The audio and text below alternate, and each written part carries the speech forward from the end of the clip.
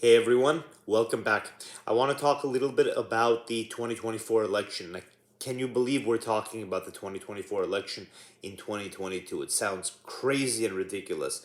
Ever since I was a kid in the 90s, it seems like the cycle is getting longer and longer and longer, and the start of the cycle is being pushed out earlier, pulled in earlier and earlier and earlier. If you haven't subscribed, please give me a subscribe and a like. That means a lot to me, and it's very important to me. But what I want to talk about in this video is Trump 2024. He announced recently, right? He just announced that he's running in 24, and I think there's a ridiculousness to the whole thing. It's quite disappointing. I thought we'd move past it, especially after coronavirus. I thought we'd mature as a country, but it seems like we haven't matured yet, unfortunately. And there's just a few things I need to say on it. So let me preface this by talking about how I felt about 2016, right? 2016, I was quite scared. I knew I did not like Hillary Clinton whatsoever, but I also knew that Trump could potentially be a reckless or dangerous person, that the foundations of our prosperity, the foundations of our wealth in the United States, of our ability to live a reasonably decent life, a free and decent life, that those foundations were not some some like stone that could never be touched. I knew that those foundations could potentially be harmed and abused and cracked, right? And I didn't want to see that. And so I was quite scared when Trump came into office in 16.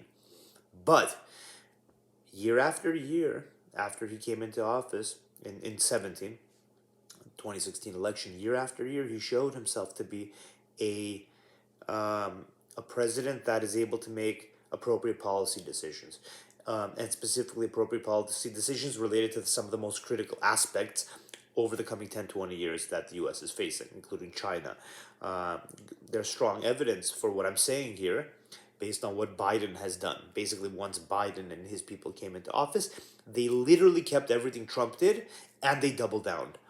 They basically said everything Trump did, we love it, and we're going to take it one step further.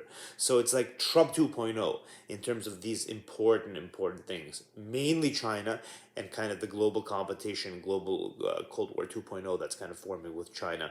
Uh, that's kind of the main strategic important aspect that the US has to pay attention to over the next 10, 20 years. Obviously, the U.S. is a superpower, a global superpower, and has to pay attention to everything around the world. Obviously, right? But not that many things are gonna completely derail us and completely frustrate our efforts over this century. China could, if we take our eye off the ball there, it could fuck us over completely. And so it's refreshing to see a kind of a wild Republican and a kind of a weak, strange Democrat literally being exactly the same on this issue. Um, so that shows you that there's at least some prudence and appropriateness on the back end. The people that are actually government bureaucrats, the people that are truly running the show, at least there's some intelligence there. And so, so I saw Trump in 16, 17, 18, 19, 20. I saw him, do reasonable policies, maybe, not the best, maybe not the absolute best, of course.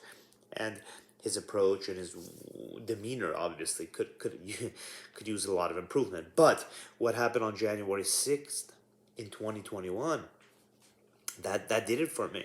After that, I can't support Trump at all, and I'm surprised anyone is able to support Trump after that, because no matter what you think about his policies or his approaches, what he did on January 6th, right? Regardless of from what you would say from a legal perspective, regardless of how you would think about it from um, a, a legal perspective, there's a moral aspect to it.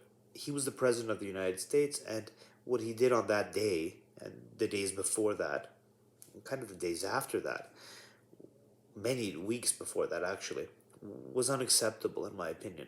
As a student of history, as somebody that deeply loves the United States and sees the value in our current system, for all that's wrong, for all the suffering that is here, I see the value in our current system, and I see all the ways in which things could be different, things could be much worse. Um, and so I can't stand I will not stand by somebody. I will push them away, even somebody that wants to frustrate that, wants to harm that, wants to ruin us as a country, in a sense, right? And what more can you do to ruin us as a country than to put cracks in kind of the most foundational thing that we've had in our executive leadership since the country was founded. Something started by George Washington, where he peacefully left, peacefully left, right? And we could talk a lot about that, but in the end, it was an executive leader, right?